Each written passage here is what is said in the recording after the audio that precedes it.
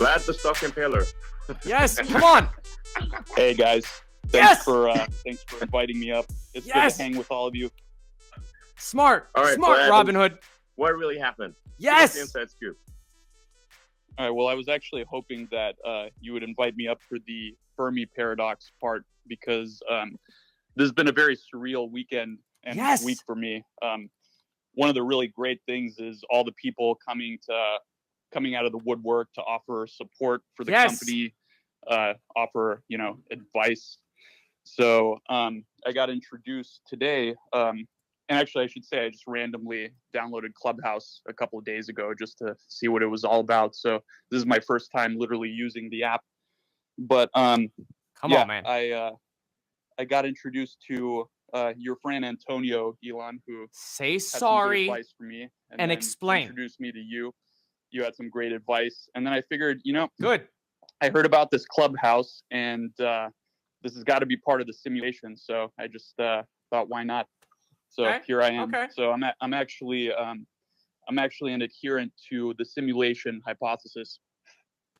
All right, well, spill the beans, man. What happened last week? Why do you stop people? Why couldn't people buy GameStop shares? The people demand an answer, and Yes! they want to know the details and the truth. Yep. Okay, so let me start by giving a little bit of background. So I'm the chief executive of Robinhood. Robinhood's actually Just go on, I'll man. go through this quickly. Don't worry. This is important. It's actually a couple of companies. So there's an introducing broker dealer called Robinhood Financial, and that basically is the app that you know and love. It processes trades. You're a customer of Robinhood Financial. Then there's Right. a clearing broker dealer, Robinhood Securities, that clears and settles the trades. And then we have Robinhood Crypto, which is our crypto business. All of these are kind of different entities that are differently operated. So basically Wednesday of last week, we just had, unprecedented volume, unprecedented load on the system. A lot of these, so-called meme stocks were, going viral on social media, and people were joining Robinhood, and there was a lot of net buy activity on them, as you guys all know. And Robinhood at this time, I think, was number one on the iOS App Store, and pretty close, if not number one, on Google Play as well. So just unprecedented activity. And so Thursday morning, right? So I'm sleeping, but at 3:30 a.m. Pacific, our operations team receives a file from the NSCC, which is the National Securities Clearing Corporation. So basically, as a clearing broker, and this is where Robinhood Securities comes in, we have to put up money to the NSCC based on some factors, including things like the volatility of the trading activity, concentration into certain securities, and this is the equities business. So it's based on stock trading and not options trading or anything else. Okay. So they gave us a file with the deposit, and the request was around $3 billion, which is, about an order of magnitude more than what it typically is, right? That's like 10x. So 10x. No. Why was that so high? Like, this seems like it sounds like this is an unprecedented increase in demand for capital. What formula did they use to calculate that?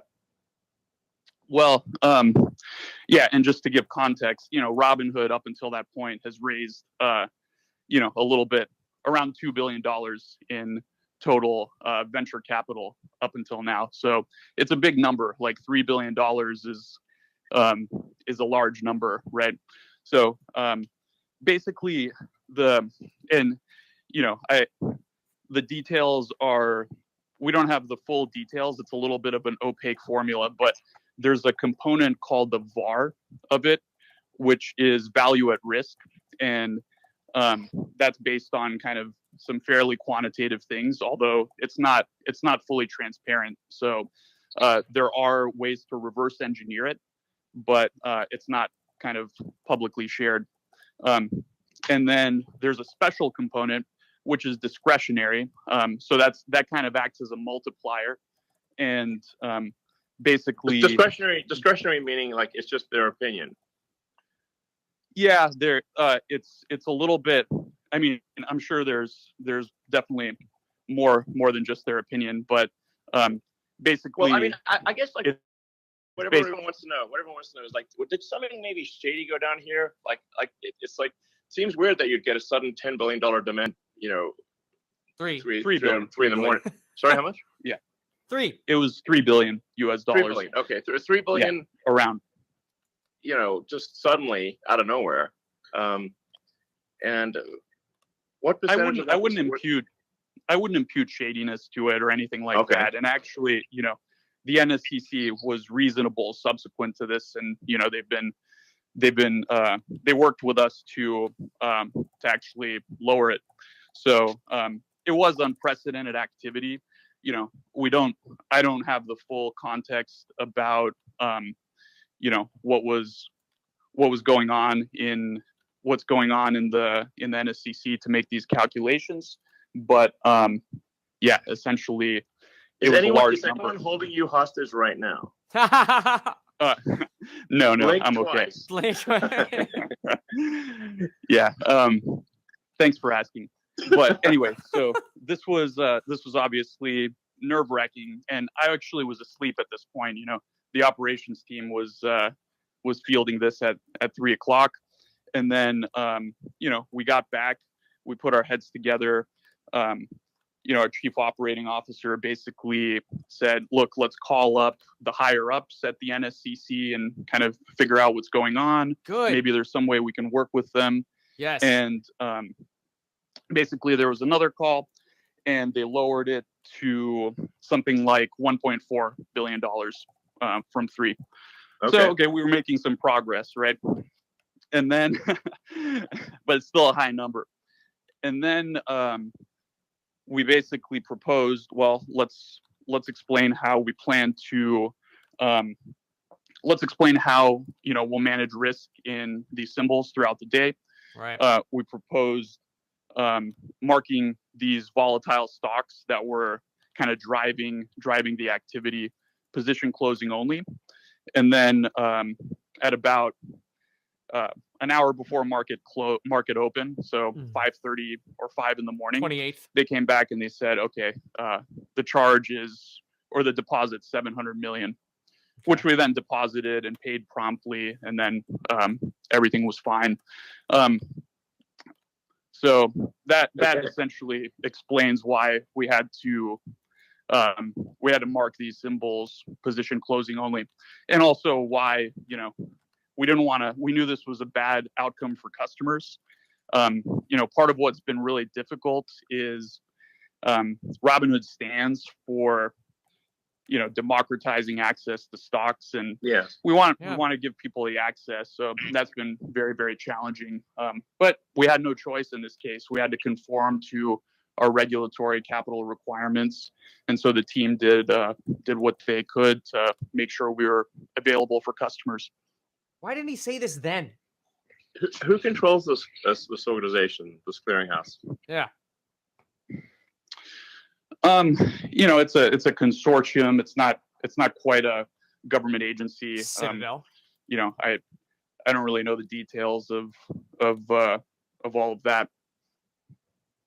Okay. But you know, and to be fair, like we were I think there was legitimate sort of turmoil in the markets. Like, these are unprecedented events with these meme stocks, and you know, there was a lot of activity. So there probably is some amount of extra risk in the system that warrants higher requirements. So it's not entirely unreasonable. But we did operational processes to make sure that customers that had positions could sell their open positions, because obviously restricting someone. We got a lot of questions about, okay, you had to restrict buying. Why didn't you also restrict selling? Right. And the fact of the matter is, yeah. people get really pissed off if they're holding stock and they want to sell it and they can't, right? So True. I think that's categorically worse. So, and lots of other brokers, I think, were in the same situation.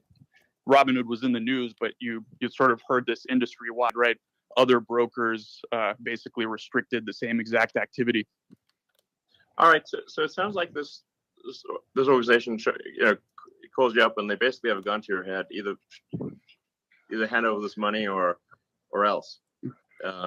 And so, because I mean, like basically, what people are wondering is like, did you sell your clients down the river, or do you have no choice? Right. If you had no choice, that's understandable. Yeah. But then we got to find out why you had no choice, Right. and who are these people that are saying you have no choice? Yep. Yeah, I think that's fair. We have to comply with these requirements. Financial institutions have requirements. The formula behind these requirements, I think it would obviously be ideal if there was a little bit more transparency so we could plan better around that. But to be fair, we were able to open and serve our customers, and 24 hours later, our team raised over $1 billion in capital, so that when we did open, when we do open tomorrow morning, we'll be able to kind of relax the stringent position limits that we put on these securities on Friday. Will there be any limits? Well, I think there's always going to be some theoretical limit. Like, we don't have infinite capital, right? And on Friday there were limits. So there's always going to have to be some limit. I think the question is, will the limits be high enough to the point where, they won't impact, 99.9+% of customers.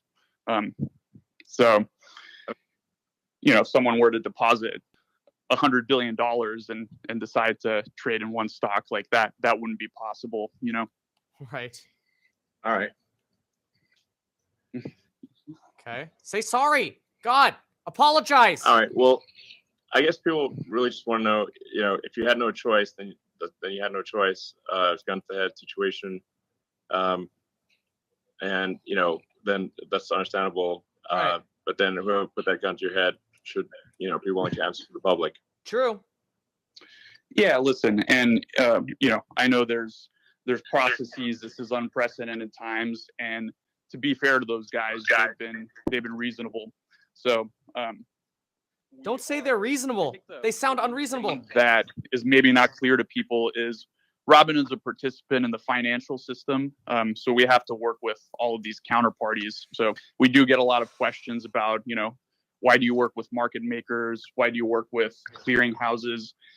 Vertically integrating and getting, it's hard enough to build introducing a clearing broker dealer. Not too many people have done that, but the financial system that allows customers to trade shares is sort of a complex web of multiple parties, and it's hard to. I think everyone says, oh, it could be better, it could be improved. It's just the necessity of trading equities in the U.S. that you have to do all these things. I mean, to what degree are you beholden to Citadel? Ooh. I mean, like basically, if Citadel's unhappy, then what happens? Yes, Elon. Yeah, so that there was a rumor that Citadel or other market makers kind of pressured us into doing this, and that's just false, right? Market makers execute our trades. They execute trades of every broker dealer. This was a clearinghouse. This was a clearinghouse decision, and it was just based on the capital requirements. So, dude, Elon, from our perspective, Citadel and other market makers weren't involved in that. Okay. But wouldn't they have a strong say in who got put in charge of that organization, since it's an industry consortium, not a government consortium, or not a government regulatory agency? I don't have any reason to believe that. I think that's just like, then you're getting into kind of the conspiracy theories a little bit. So I just have no reason to believe that that's the case, Okay. All right. Well, I guess so we'll see what happens with future actions. Hopefully that was insightful or at least a little bit entertaining. Are you not entertained? Yeah. Okay. Well, I don't know what to say. First of all, Vlad, thank you so much for jumping on. I know it's pretty late, and thank you so much. I deeply appreciate it, and I'm sure everyone in the audience here and watching elsewhere deeply appreciate it. So thank you so much. We really appreciate this. I'm going to wrap this up. Elon, what can I say? Thank you so much. I'm going to recap, so stick around. For your first time on Clubhouse, did you have fun? Yeah, it's great. This is awesome. I didn't even know it existed a week ago, so it seems cool. Awesome. So would you come back? Yeah. All right. Okay. Well, thank you so much. And also thank you everyone for listening in. I know we went way over, Elon. Elon, we every time we do this show, we try and pick a song that fits the person we're interviewing. So I'm going to play us out of the show with a song that I think you might like. Gary, hit it.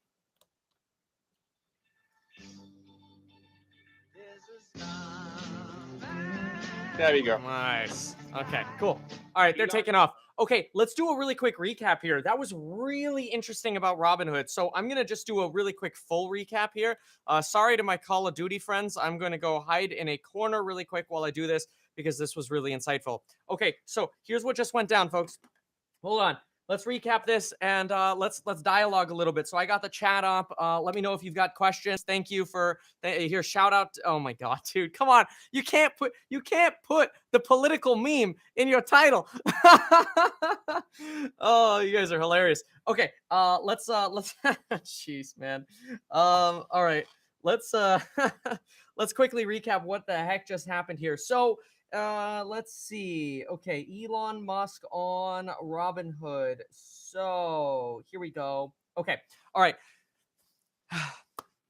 Hey everyone, me Kevin here. All right, so Elon Musk just spoke with Vlad, basically the CEO of Robinhood. I just call him by his first name because it's easier. So Vlad, CEO of Robinhood, gave really cryptic answers to what the HE double hockey sticks is going on at Tesla, or has been going on at, not Tesla, geez, what's been going on at Robinhood last week. Specifically, what happened on January 28th, which was my birthday. And he gave cryptic interviews on Bloomberg, CNBC, and CNN. And literally on all of those interviews, he ended up looking worse. His position worsened. He got called the Sheriff of Nottingham. He got called out for potentially siding with Citadel. They took all of the blame at Robinhood, saying, well, we're trying to protect the customer. And it felt like we were getting fed a load of attorney-printed BS to cover up some bullcrap Citadel intervention that was going on, because Citadel represents around 40% of the order of business or income that Robinhood gets. And Citadel bailed out Melvin Capital, which Melvin Capital had a crap ton, billions of dollars invested in short positions on GameStop. So when GameStop shorts get squeezed like crazy, what happens? Boom, Melvin loses a ton of money. Melvin gets bailed out by Citadel. Citadel's like, crap, we just made a $2.75 billion investment into Melvin. The further this goes down the tube, the worse our investment looks. And that led to these conspiracy theories that basically Robinhood is potentially getting pressured by Citadel to go, hey, look, as if I'm Citadel here, okay? Citadel goes, hey, look, we're Citadel. We, Robinhood, isn't us Citadel. Pretend I'm Citadel, okay? Robinhood. We give you 40% of your business. We just had to bail out your boy, Melvin Capital, because you got all these kids buying these meme stocks. You're screwing us over here. $2.75 billion is what we just invested to protect the dude who's losing his pants, the shorts. You got to do something, Robinhood. That's the conspiracy. The conspiracy Well, Robinhood basically caved to pressure because Citadel is one of their biggest customers and sources of revenue. And basically, Robinhood had to limit trading to satisfy Citadel. Well, earlier today, I mentioned this in the interview with David Lee, and I've mentioned Dave Lee, he goes by, and I mentioned this in other videos as well. I said earlier on this channel multiple times, you can see it, it's still there. I said, I think what happened with Robinhood is that there is not their clearing firm. Watch the Dave Lee interview. I said this in there. It's not their clearing firm. There's a problem with some other clearing firm, and there's some kind of formula that they're basically getting screwed on. But Robinhood needs to come out and have a dialogue.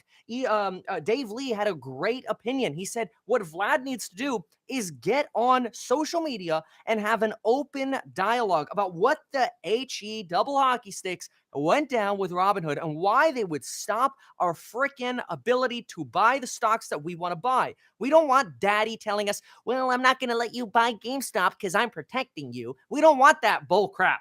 So Elon Musk just invited Vlad onto Clubhouse to explain, clear the air, make it right, or at least try to make it right. Can we, we'll make a conclusion here, how much damage control was just done, okay? Here's the thing. Here's what went down on the call. So Vlad says, all right, we have 3 companies at Robinhood. We have a broker dealer. A broker dealer is just basically a fintech that's like, yo, trade apps on our website because we got a cool interface. We swipe up, you get to swipe up, and you get fireworks, wee, or whatever. It could be, I don't care. It could be Webull, it could be M1 Finance, whatever. They're all basically the same thing. You sign up with them. They're your broker. It's kind of like you having a real estate broker, right? They're your dude who's basically like, when you go, yo, I want to buy that house, I want to go buy that stock, they're like, no problem. Leave it to us. We'll take care of the crap. We'll take care of everything. That's basically what the broker dealer is, right? Well, Robinhood also has a broker dealer clearing firm, which just basically eliminates like the apex of the world. Basically, there's the next level is the clearing house on the broker dealer side. Apex is the broker clearing house for M1 Finance and Webull. So Webull and M1 Finance were like, don't blame us. It was Apex. Okay. Well, then Robinhood also has a third company that's their crypto division, but the crypto division, we'll just put that aside for right now. So basically, when you put an order in, you go, hey, yo, broker, I gotta buy me some GameStop call options. Okay, no problem. We'll take that call. We send it to the clearinghouse, which is also our company. Then from that clearinghouse, it goes to the next clearinghouse. And that's where issues came up, which we're going to talk about that next clearinghouse. So the next clearinghouse is called NSCC. That is the National Securities Clearing Corporation. They are a clearing broker. So you go from Robinhood, your broker, to Robinhood broker clearing to the clearinghouse on the other side. It's probably like the counterparty clearinghouse. I'm not sure about that, but they're 2 involved. It's the next one up. It's the next level in the chain, right? So NSCC is the next level in the chain. And they hit up Robinhood and go, hey, y'all, look, you guys been going crazy with all these GameStop orders and AMC, and there is so much implied volatility on these options and the stocks. Like, we have a magic formula, and our magic 8-ball formula says, you owe us $3 billion. And Robinhood's probably like, holy crap, I only got a $500 million credit line. What do you want us to do? Now, I don't know, okay? They ended up coming up with a number that's pretty close to what I just said, and I'll explain that because I want to keep the story in order here. But the point is, Robinhood is like, holy crap. And apparently this went down at like 3 a.m. And, Vlad could have probably given us a little bit more detail into like, I'm sweating bullets, I'm dying and stressing out over here because I know my customers are going to be pissed. He didn't really do that, but that might just be because Vlad's Vlad. Fine. We want it to be sincere too. We don't want him to just feed us bull crap. So then he says, look, my guess, by the way, is that that's probably 10x what they usually have to deposit, $3 billion. I'm guessing they probably have to deposit like 300 million, maybe 50 to 300 million. In fact, earlier on my live stream with Dave, I guessed 50 million to 200 million. So pretty similar. Anyway, so there's this fancy formula that has to do with the value at risk. So I'm assuming value at risk is some kind of number to where, the bigger the number, the value at risk is, the more money you basically have to deposit. It's some algorithm. It's kind of like people try to figure out how the algorithm at YouTube works. It's a secret formula. We don't really know what it is, but I can tell you, if I posted a video that said, how to save $50 every time you place an outlet in a rental property, I can pretty much guarantee you the algorithm is going to show that to nobody. And that is one of the reasons I have courses. But anyway, so, the algorithms work in mysterious ways, but Vlad said, look, we can reverse engineer the way the algorithm works. We can kind of try to figure out, okay, this is probably how the algorithm works. And then that way they can try to predict things. But Robinhood's like, holy crap, there was no way we could have predicted you were going to ask us for $3 billion. So did Robinhood basically get hit with a liquidity crisis? Yes and no, because Robinhood for the last few years had absolutely zero expectation that they would ever get called up and asked for $3 billion because they don't know what the formula is. And how are you supposed to? That's almost like saying, hey, your mortgage payment is $2,000 a month, but you sign a page that says you're subject to this particular formula. SHIT hits the fan, your mortgage payment next month is $20,000 a month, 10x. And you'd be like, what the F? I mean, I signed that formula expecting that to never freaking happen. And you didn't even tell me what's in the formula. So how was I supposed to know what triggered the damn formula that was going to make me pay 10x, on a certain day? Because Robinhood has to deposit this money every day before trading opens, basically. Okay.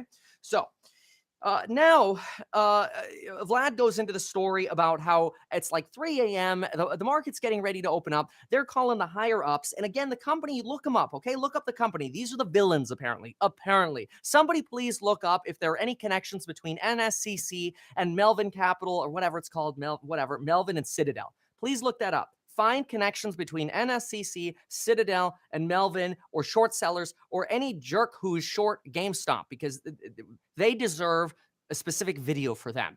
All right. Now, so basically, Vlad's like, hey, yo. All right, look, we don't got $3 billion. Like, we will shut down tomorrow and go bankrupt tomorrow because we don't have that. And now they don't necessarily have to go bankrupt. If their clearinghouse says, give us $3 billion, and Robinhood's like, we can't do that, it doesn't mean they go bankrupt, because it's not like it's debt. It's just sort of your admission price. It's like your security deposit to trade that day. So if Robinhood's like, dude, we can't do $3 billion, like, we'll just not trade. And they could, in theory, just say, fine, shut the platform down that day. That doesn't mean they're bankrupt, right? It doesn't mean like your shares are at risk. It just means they don't have the money to trade that day to cover the value at risk. Okay, so now we understand that this formula, some bullcrap, magic formula bullcrap nonsense, screwed Robinhood out of nowhere. And they couldn't even predict this because the formula is a freaking mystery. So they negotiated down. They negotiated down to $1.4 billion. Then they negotiated down to $700 million with some restrictions. That's probably how they got it down to $700 million. They're like, well, what if we just say people can't trade GameStop? Can we at least just be open for business for all the other 99% of the stocks we have? Because you're all screwing us here. Okay? And I wish Vlad had a little bit of passion in explaining this, because he should be pissed. He should be extremely pissed. He did say that, it would be better if this NSCC would be more transparent with their freaky algorithm or whatever. He did say that. But, he could have been a little bit more pointed. Like, if these assholes gave us the damn formula, we could have been prepared. But NSCC, they're the jerk-offs. Problem is, he probably can't really do that, because they could just be like, oh, you gonna call us jerk-offs? Okay. Robinhood, you're off our list. And then you're really screwed, right? Then you're really not trading any stocks. Now, he didn't say that. I'm imputing that based on the implications here. Okay. So now we understand a little bit better the situation that Robinhood was in. And he even said, we knew this was bad, but we knew we had to conform. I personally didn't like that he said this. He goes, probably not entirely unreasonable. Is there lag? Give the camera a rest. Hold on. Here. I got another camera. All right. What's up? Is this work? All right. So anyway, hopefully I'm not glitching anymore. I mean, what do I know? If I'm saying, can you at least hear me? If you can hear me, that's good. Camera's fine. Some of you say it's fine. All right. Whatever. Camera's gonna die. Look, we got to keep going with the story. We got a story to tell here. Okay. I'm assuming we're good. I'm not in my underwear, but I am in shorts because it's hot in here. This is why I keep my office 65 degrees. People are like, Kevin, why are you always wearing a jacket? Because it's 65 degrees in that office. It's like 80 degrees in this in this garage right here, and I'm sweating. I'm dying in here. Okay, so going back to the story. All right, then Elon Musk asked some pointed questions. Okay, by the way, before Elon Musk asks some pointed questions, the Robinhood CEO says, we raised capital over the weekend, so now we have more money. And because we have more money, basically we can now meet these higher security deposit requirements, okay?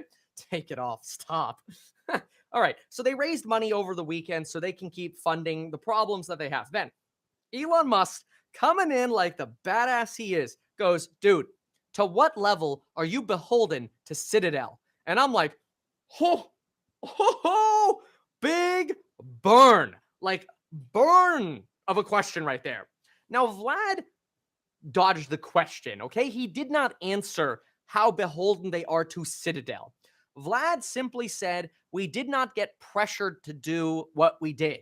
The problem is, you did. You did get pressured, just not by Citadel. That was the implication. I would say that's what he said. He said we didn't get pressured by Citadel. He got pressured by the NSCC, okay? Again, look up the NSCC. Please find me those connections, and I'll look that up later too. Okay, so we didn't get pressured, no. He says this was a clearinghouse decision. Then Elon Musk says, well, who's in charge of the NSCC? And Vlad says, look, I have no reason to believe in any of this conspiracy stuff. There is no conspiracy. We did not, he's basically saying we didn't collude with Citadel. And Elon Musk is like, well, here's the problem. You need to tell us these things. If you have a gun held to your head, which basically you did, Elon Musk says, you need to come out and tell us we need to do this, and it sucks because we have a gun to our head. By the way, here's the jerk holding the gun to our head, and here's why they're holding a gun to our head. If Elon Musk is so damn right. If Elon Musk had said, or I'm sorry, if Vlad had somebody talking to me about multitasking, and now here I am getting distracted. I appreciate you complimenting me on multitasking, but you literally messed me up. Where are you? No, that was a good one. I do appreciate you. No, thank you for that. I appreciate the compliments. Okay, so Elon Musk is basically like, look, you got to tell us this stuff. You got to communicate to us that if somebody's holding a gun to your head, who is it and what do they want? Who is it? What do they want? That's all you would have had to do. But instead, and this is me speaking now, not Elon, okay? What happened instead? Well, what happened instead was the Robinhood CEO is like, yeah, okay, guys, we gotta, stop trading of these stocks because we need to protect you. We gotta protect ourselves too, but we gotta protect you. And then he gets asked, "Did you guys have a liquidity issue?" On the news shows, and he's like, "Well, no, but we did just raise some more money." I'm like, dude, you were begging for the conspiracy theories. Oh. Bottom line, okay? Robinhood got effed by the man. Robinhood got screwed hardcore by the suits.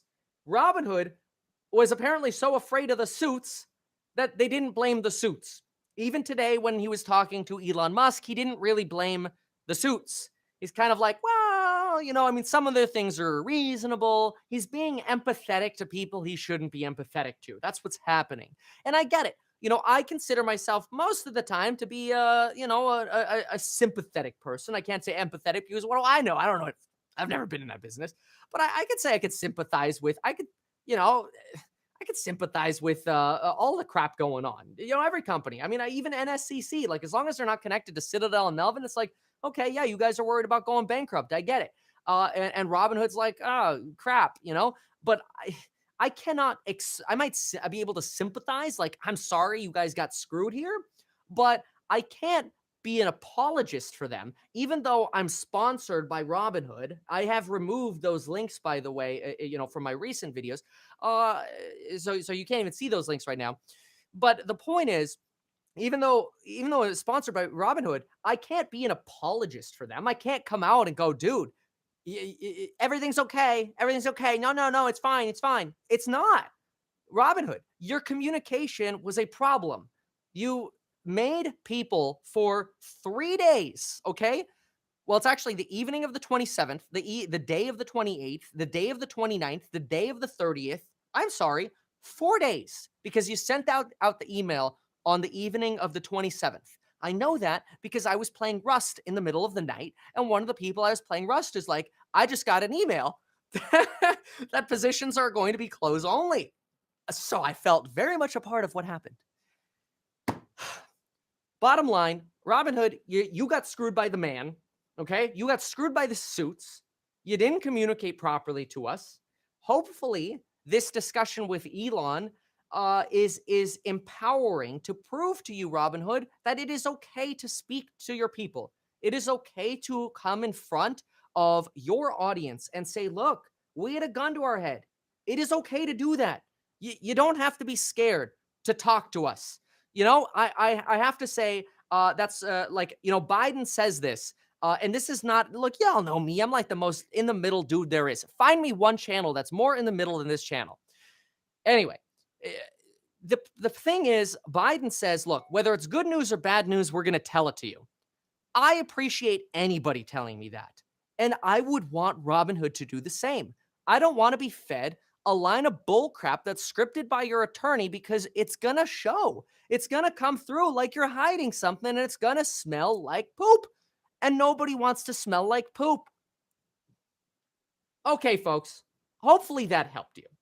I sold my Dogecoin. I did sell that. Let me give you a quick. I want to show you one more thing. Don't leave. Okay, watch this. Hold on. This is really cool. Hold on. Let me show you this. Can I do this? How do I turn this on? Hold on 1 sec. Okay. Look, I'm in the garage. I'm in the garage with the little Tesla in the back. Hold on. Look what I got to unbox. Look at what you all sent me. Look at this. I got to one day actually sit down and unbox this stuff. Thank you. These are the fans. These are you guys who sent me this. I have a broken, taped up set of headphones over yonder. And look at these. Look at these. Have you seen these gaming headphones I have? Look at this, please. Please, look at this, okay? I don't spend money on this crap. Look at this. It is literally falling apart, okay? I'm going in too far. We're going in too far. Go back. Go back. Sorry, that's my employee. Actually, I don't have an employee. That's just me using this little Canon remote controller that I have on the desk. Anyway, I love all of you, and hopefully I don't sound too rambly. I had a little bit of apple juice and a little bit of Don't Sue Me Bro coffee, okay? Now, the problem with this set is I don't actually have a way to stop this live stream other than getting up again. So I guess I appreciate y'all being here, and look at the Tesla. We'll see you later.